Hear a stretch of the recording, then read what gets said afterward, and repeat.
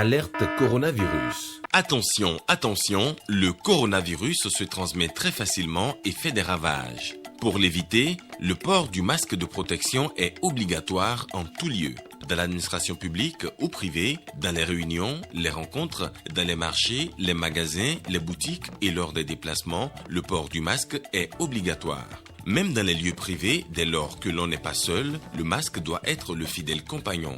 Mais attention, le port de masque de protection ne dispense nullement d'appliquer les autres mesures de prévention, notamment le lavage des mains à l'eau et au savon et l'observance de la distance de sécurité sanitaire d'au moins 1 mètre entre personnes.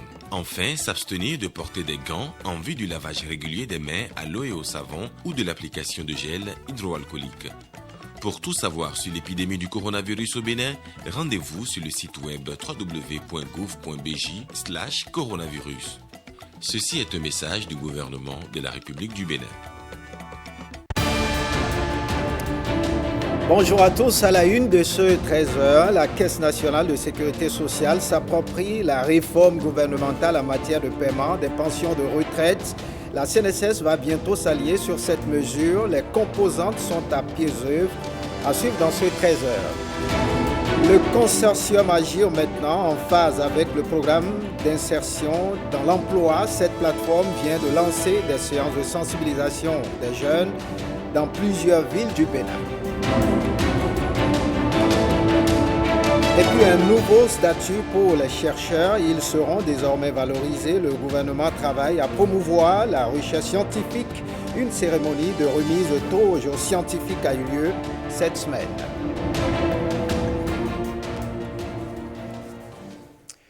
Bienvenue, si vous nous rejoignez, voyons en image cette performance des écureuils du Bénin qui ont battu un match amical hier à Lisbonne, les Panthères du Gabon sur le score de 2-0. Les buteurs de la rencontre sont Sebio Soukou à la 30e minute et Steve Mounier à la 77e minute. Le match livré dans le cadre de la journée FIFA a permis à Michel Dussuyer de revoir sa troupe avant la double confrontation de novembre prochain face au Lesotho pour les 3e et 4e journées des éliminatoires de la Coupe d'Afrique des Nations Cameroun 2021. Suite de cette édition, les étudiants de l'Université de Parakou ont une idée claire des grandes actions du gouvernement de Patrice Talon à la faveur d'une séance d'échange. Le ministre du Numérique et de la Digitalisation, Aurélie Adamsoulé Zomarou, a exposé secteur par secteur les réalisations du gouvernement. La rencontre a eu lieu dans l'amphi 1000 de l'Université de Parakou en présence du secrétaire général de la préfecture de Borgou et du maire de la commune de Parakou. Reportage Nestor Sella et Théodore Kandjeko. Aurélie Adamsoulé Zomarou, ministre du Numérique et de la Digitalisation, devant un parterre d'étudiants de l'Université de Parakou. Objectif, exposer les grandes actions du gouvernement du président Patrice Talon. Après les états des lieux en 2016, le diagnostic fait en 2017, le gouvernement de la rupture a proprement démarré les grands travaux contenus dans le programme d'action en 2018. Face aux étudiants, l'émissaire de l'exécutif dévoile les résultats qualitatifs des réformes introduites dans plusieurs secteurs d'activité grâce à la vision éclairée du président de la République. Vous savez que le gouvernement a mené beaucoup de réformes. Une réforme, par exemple, sur le Conseil national de l'éducation, pour donner à cet organe une mission claire, des responsabilités fortes, de façon à lui permettre de jouer son rôle vraiment de boussole dans le secteur de l'éducation, de la maternelle à l'enseignement supérieur, de façon à établir une synergie. Ensuite, nous avons, toujours dans le secteur de l'éducation, eu des avancées telles que la restructuration de la carte universitaire, toujours pour optimiser la façon dont les choses se font. Aujourd'hui, nous sommes passés à 4 universités, 2 universités multithématiques. Dans le secteur du coton, en 2016, on était autour de 200 000 tonnes pour la production cotonnière. Nous sommes passés à 700 000 tonnes de production. Et donc, nous sommes devenus premiers producteurs de coton de l'Afrique de l'Ouest. Et donc,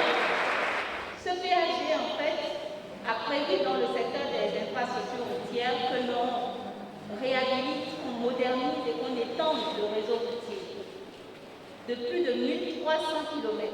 Le secteur du numérique a aussi connu dans le programme d'action du gouvernement une planification très minutieuse. Nous avons 6 projets phares dans le programme d'action du gouvernement et 6 réformes. Et donc, les réformes dans le secteur du numérique ont consisté à mettre en place un cadre réglementaire, le code du numérique, un cadre réglementaire clair aux acteurs du secteur, aux investisseurs qui veulent venir au Bénin investir dans le secteur, qui a permis de clarifier en fait les dispositions législatives et réglementaires. À l'occasion, Aurélie Adamsoulé Zoumarou annonce une bonne nouvelle aux étudiants de l'université de Parakou. Le réseau des mémoires d'éducation et de recherche est aujourd'hui effectif. Dans quelques semaines, vous allez pouvoir avoir 100 points d'accès Wi-Fi à l'université de Parakou. Nous savons tout l'intérêt que vous accordez à l'université à travers, ne serait-ce que dans le numérique, 2 points essentiels. Le premier, c'est la salle numérique en construction de l'IIT et la salle serveur qui subit depuis quelques jours une modification à travers le projet Herbert, ce qui permettra à tous les étudiants de pouvoir se connecter facilement parce que la couverture sur l'université sera désormais assurée. Nous vous remercions pour toutes ces dispositions que vous prenez pour nous. La télévision numérique terrestre tient à cœur ses étudiants et le ministère du gouvernement répond et rassure. Ce réseau, pour le mettre en place, ce n'est pas en une semaine, ce n'est pas en un mois. Donc la partie la plus dure, nous l'avons déjà faite. Le réseau en place. Nous avons aujourd'hui 29 sites avec les équipements d'émission, de transmission. Et ces équipements-là élèvent aujourd'hui. Maintenant, c'est ce qui reste, c'est ce dont on a parlé les derniers conseils, c'est comment on fait pour recevoir la transmission. L'occasion était aussi propice pour ces étudiants fiers des actions du gouvernement de solliciter la présence du chef de l'État sur le campus de Parakou. Et sur place, la ministre du Numérique a promis aux étudiants de porter leurs doléances à qui de droit. Voyons à présent ce programme spécial accompagner le gouvernement du président Patrice Talon à sortir les jeunes sans emploi de la précarité à travers le programme spécial d'insertion dans l'emploi. C'est l'ambition du consortium Agir Maintenant qui a entrepris des séances de sensibilisation à l'endroit des chefs d'entreprise des principales villes du Bénin. Le lancement officiel de ces séances itinérantes d'information est fait à Porto Novo. Firmin Bassao nous en dit plus. Un programme novateur qui permet de faire décoller désormais les entreprises privées au Bénin. Le programme spécial d'insertion dans l'emploi, évalué à 40 milliards de francs CFA, est destiné à sortir chaque année 2000 jeunes de la précarité à l'horizon 2024, reçoit ici un coup d'accélérateur. Il s'agit des séances itinérantes d'information et d'échange avec les chefs d'entreprise sur le PSIE et les réformes économiques. Une initiative du consortium Agir Maintenant. En répondant aussi nombreux à notre invitation, malgré votre agenda très chargé, vous marquez votre intérêt à cette initiative du consortium Agir Maintenant qui n'a d'autre finalité que de porter vers vous, chefs d'entreprise, opérateurs économiques et acteurs du secteur privé, un paquet d'informations, mais aussi recueillir vos propositions et vos avis sur les réformes opérées et les initiatives en notre faveur, comme le PSIE. Dans notre pays, le Bénin en général, et le département de Lomé et ses différentes communes en particulier, regorgent d'une population essentiellement jeune, mais hélas empreinte aux difficultés d'insertion dans la vie professionnelle. L'initiative de ces rencontres itinérantes, portée par le consortium Agir Maintenant, se veut un cadre d'échange, de réflexion et de plaidoyer des dirigeants d'entreprises autour de la prospérité du secteur privé. Pour sa part, le gouvernement du président Patrice Talon a déjà joué sa partition en faisant voter des lois en vue de l'assainissement du climat des affaires. C'est la traduction effective de ce que nous voulons désormais à travers la vision et la détermination du président Patrice Talon pour notre pays, c'est faire en sorte que des initiatives de ce type puissent se traduire concrètement sur le terrain pour un pilier majeur du programme d'action du gouvernement qui est la transformation structurelle de l'économie de notre pays pour l'amélioration des conditions de vie de nos concitoyens. Et cela passe absolument par des initiatives privées. C'est le privé qui crée l'emploi. Il faut qu'on arrête le leurre. Je ne sais pas s'il s'agit de timidité ou s'il s'agit de paresse. On crie au chômage, mais voilà une belle opportunité qui n'a pas encore attiré fou. Est-ce que ce n'est pas parce qu'il y a d'entreprises que nous n'avons pas fait ça comble? Ou c'est parce que l'information n'est pas passée? Eh bien, c'est pour vaincre ces petits blocages, ces inerties, qu'il est utile, et c'est en cela que le ministre de la Communication peut être utile, de porter l'information aux principaux concernés.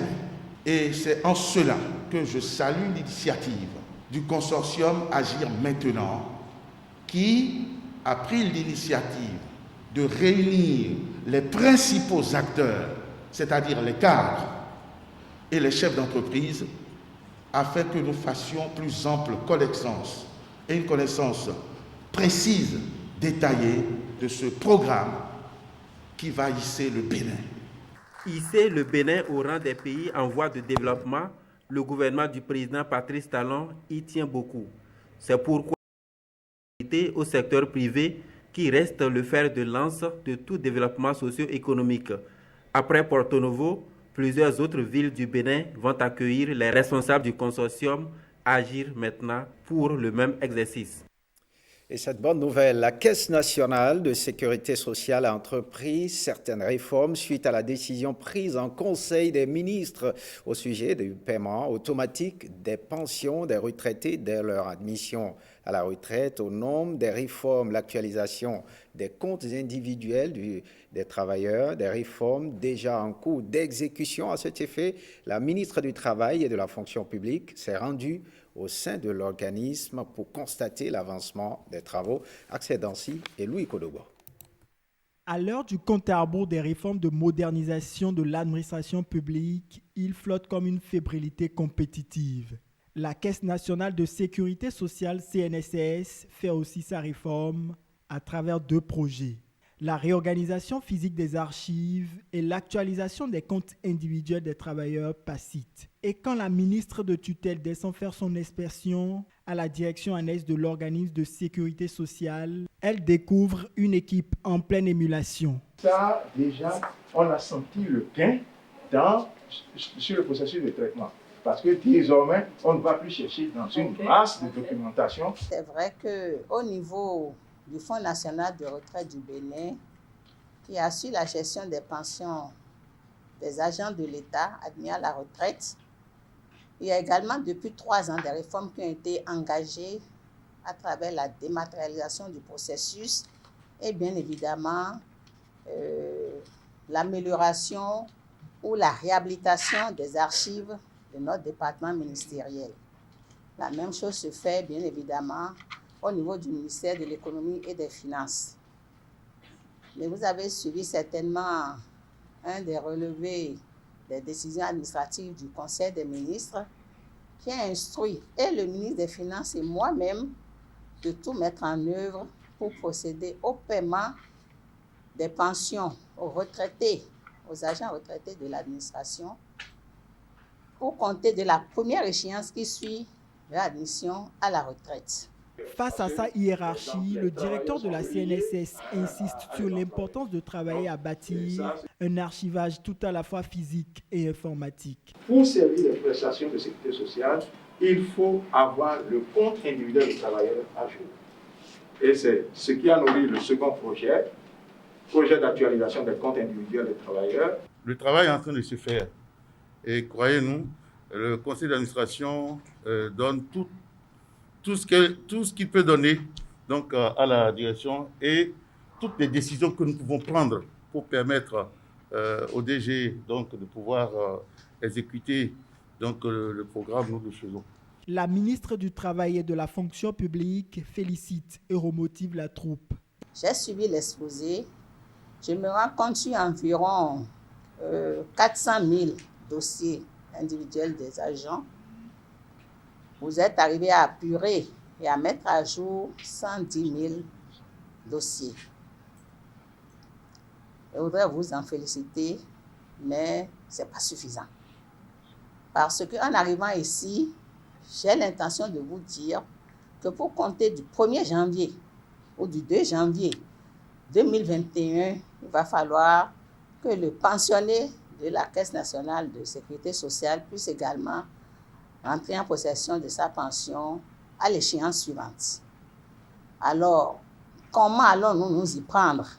Parce que si au niveau du FNRB, c'est déjà pratiquement une réalité, il ne va pas falloir qu'on attende au niveau de la CNSS encore un an. In fine, assurent les membres du conseil d'administration de la CNSS, les projets de réforme de la Caisse rendront plus performants les services aux retraités, avec en prime une amélioration du taux de recouvrement des cotisations. Et ce conseil départemental sous la présidence de Jean-Claude Kogia, les maires, leurs adjoints et autres membres de la société civile du département de l'Atlantique se sont réunis autour de plusieurs questions, dont celle de l'aménagement du territoire qui tient beaucoup à cœur. Actuellement, en République du Bénin, c'est le conseil départemental de concertation et de coordination auquel participent pour la première fois les maires de la 4e mandature. Marcela Rossi pour d'autres précisions. Après, l'homme, c'est le temps. Et le temps, c'est la vie. C'est plus que de l'argent. Voilà comment le président du conseil départemental introduit la session pour rappeler à ses collaborateurs que le temps pour chacun devrait être précieux. L'autorité affiche ainsi l'intérêt qu'il accorde et que chacun devrait accorder à ce creuset qui les réunit 2 fois l'an. Une mission primordiale selon le préfet. La plupart conviennent objectivement qu'au plan national, bien des lignes ont bougé et continuent plus que jamais de bouger dans notre pays, depuis que diverses réformes embrassant maints domaines et d'importantes actions subséquentes hardies s'y réalisent méthodiquement et sans désemparer, tant et si bien que notre pays force désormais l'admiration de par le monde. C'est dire combien nos autorités centrales jouent leur partition comme il se doit, nous mâchant même le travail qui nous incombe sur le terrain, d'autant plus que c'est sur les territoires des communes dont nous avons respectivement et diversement la charge que se concrétise tout cela au grand bonheur de nos administrés. Aménagement des territoires, nouvelle politique de la santé communautaire, le domaine et le foncier, projet de bout de vidange dans une approche d'intercommunalité, ce sont les sujets les plus importants objets de cette session. Selon les dispositions du Code foncier domanial, les maires font partie du dispositif de mise en œuvre de cette réforme en cours depuis 2013 dans notre pays. Donc nous avons saisi l'occasion pour les entretenir sur la gestion de la domanialité communale. C'est une question d'actualité, notamment pour ce qui concerne les réserves administratives. Nous avons saisi également l'occasion pour les entretenir sur les nouvelles dispositions qui encadrent les opérations de lotissement, sur les expropriations, leurs compétences, où elles commencent et où elles s'arrêtent. Nous avons parlé de la santé communautaire. On en a parlé aux maires pour les sensibiliser sur leur rôle dans la mise en œuvre de la politique nationale de santé communautaire. Il y a des recommandations, un certain nombre d'objectifs qui ont été fixés, notamment la définition des colosses, qui sont les comités locaux du système de santé. L'ensemble des maires, qui pour la plupart sont à leur première participation, accueillent ce creuset comme un soutien à leur plan de développement communal. Le CDCC auquel j'ai participé aujourd'hui a une importance capitale pour tous les maires d'ailleurs. Et ces outils sont indispensables pour le développement de toute commune. Lors de ce creuset, je crois que le préfet prépare un bon cocktail pour nous les maires à travers beaucoup de communication pour nous permettre vraiment de saisir les outils qu'il nous faut pour pouvoir atteindre les résultats. À ce rendez-vous, ce sont les experts de chaque domaine concerné qui sont invités pour entretenir les gestionnaires des communes sous le regard des partenaires sociaux. Toutes les chances sont ainsi données aux administrations communales pour la réussite de leur mission.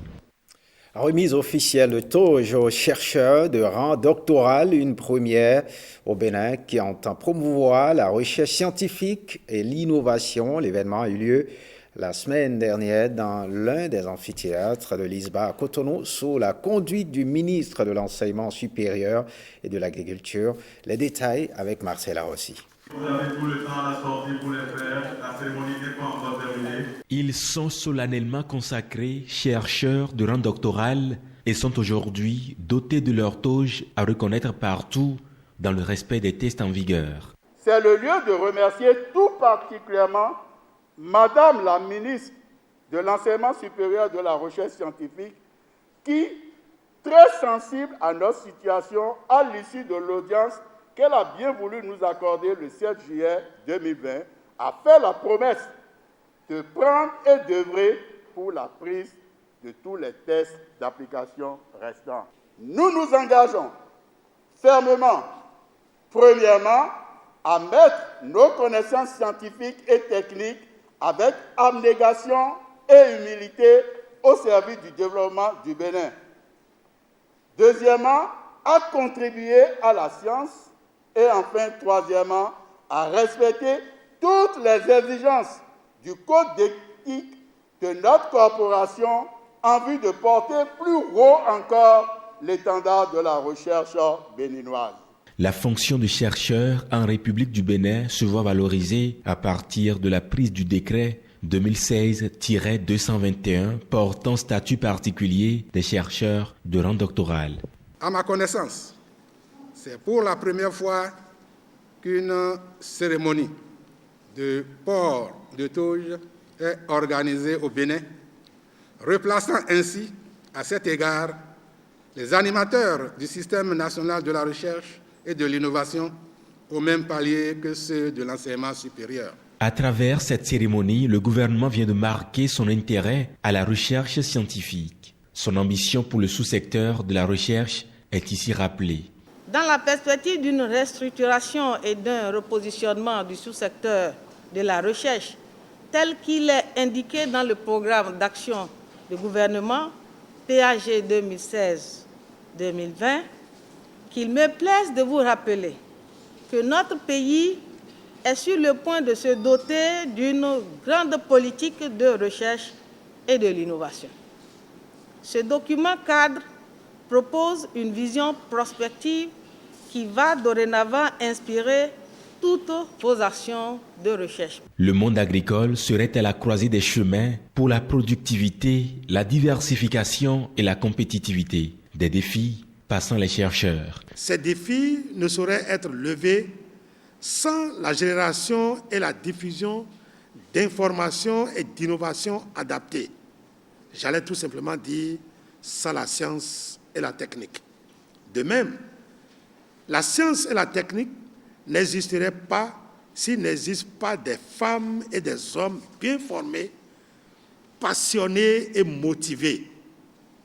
Aussi voudrais-je saluer la clairvoyance du gouvernement qui a doté notre pays de statut particulier pour régir le corps des chercheurs de rang doctoral, valorisant ainsi la fonction de chercheur. Le Bénin compte aujourd'hui 82 chercheurs de rang doctoral, répartis en 4 catégories. 38 assistants de recherche, 21 chargés de recherche, 17 maîtres de recherche et 6 directeurs de recherche, dont 4 déjà admis à la retraite.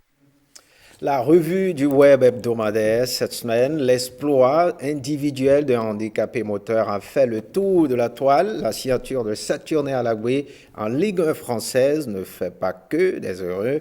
Les échos du web avec Maurice Tantan et Mohamed Bior. Nouvelle démonstration de force d'un partisan de Patrice Talon. Pour susciter la candidature du chef de l'État à la présidentielle de 2021, Sarafa Dine Lassisi a fait fi de son handicap moteur.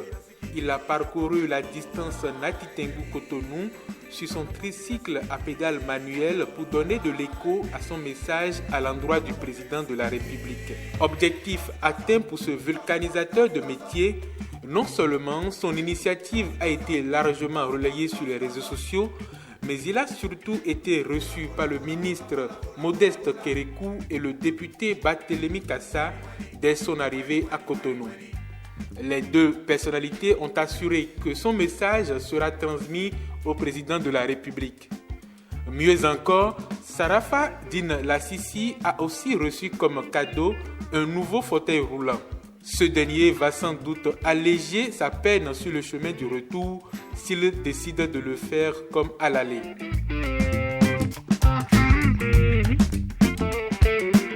Saturnin Alagbé, le gardien de but des Écureuils du Bénin, a quitté son club de Niort et a signé à Dijon en Ligue 1 française. Le transfert du portier béninois est salué avec enthousiasme par les supporters des Écureuils sur les réseaux sociaux. Le premier gardien professionnel 100% béninois en Ligue 1 française, c'est vraiment un honneur, s'exclame un internaute. Félicitations à toi, c'est le Bénin qui gagne, se réjouit un autre. Par contre, la nouvelle est beaucoup moins appréciée du côté des supporters du Chamois niortais. Capitaine et dernier rempart du club de Ligue 2, son départ est vu par les fans niortais comme une mauvaise décision de la direction du club.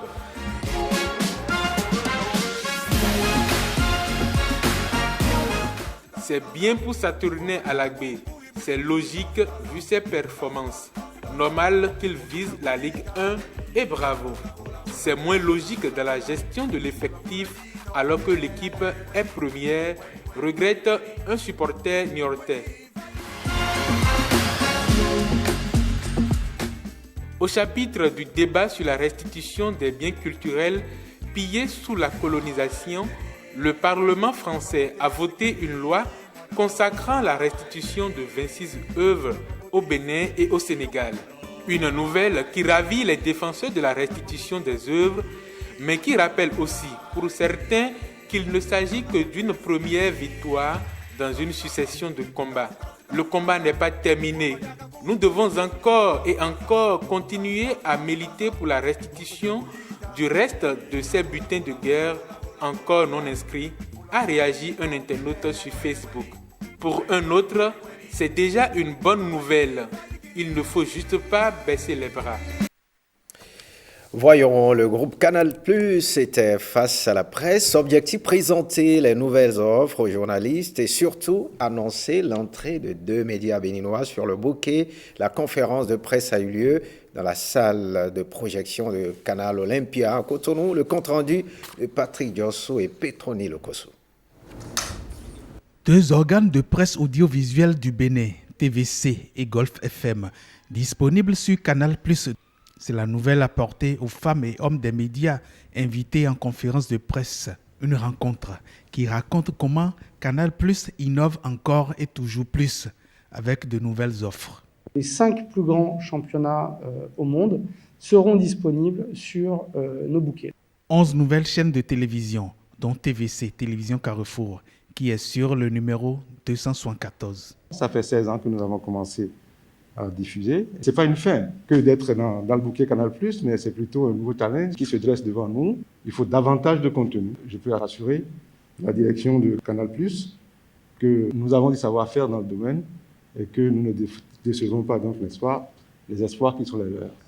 9 nouvelles stations de radio, dont Golf FM, qui est sur le numéro 541. Ça fait 33 ans que nous existons. La radio Golf FM était déjà sur le bouquet Canal+, et nous avons rencontré quelques difficultés techniques. Aujourd'hui, nous avons la chance et l'honneur de revenir sur le bouquet Canal+. Donc, c'est une nouvelle expérience. Cette fois-ci, ce sera la bonne. Nous promettons aider à la bonne marche et au bon déroulement de ce partenariat. Pour le nouveau plan de service lancé par le groupe Canal+, la formule ACES donne accès maintenant à des émissions sportives. La formule Évasion permet davantage de s'évader avec de multiples chaînes sportives. Canal+ Sport 1 sera maintenant disponible dans Access. Donc une offre sport dans Access que nous n'avions pas autrefois, et l'offre sport d'évasion à renforcer avec Canal+ Sport 1 et Canal+ Sport 2. Pour tout réabonnement, la semaine généreuse devient instantanée. Il y a un enrichissement de nos chaînes, il y a la formule Access qui voit le sport arriver. Ne vous laissez plus compter ce qui s'est passé sur le foot, plus besoin de déménager, restez chez vous, réabonnez-vous. C3 et l'AMFAL pour l'information, Capital Santé pour les documentaires, Suna TV pour la prêche, Trace Miziki pour la musique, mais également RFI Aoussa, Joma FM et bien d'autres. Toutes ces chaînes et radios sont disponibles dès la formule Access sans augmentation de prix. Avec TVC et Golf FM sur les bouquets Canal+, c'est le Bénin qui est davantage en boucle sur l'audiovisuel international. Avec Canal+, plus rien n'est banal. Et puis un tour dans le monde pour voir ce qui s'y passe. Le Monde en bref aujourd'hui nous conduit au Mali, en Côte d'Ivoire, avec l'élection controversée du président Alassane Ouattara. Le Monde en bref nous est présenté par Précieuse Akoyon.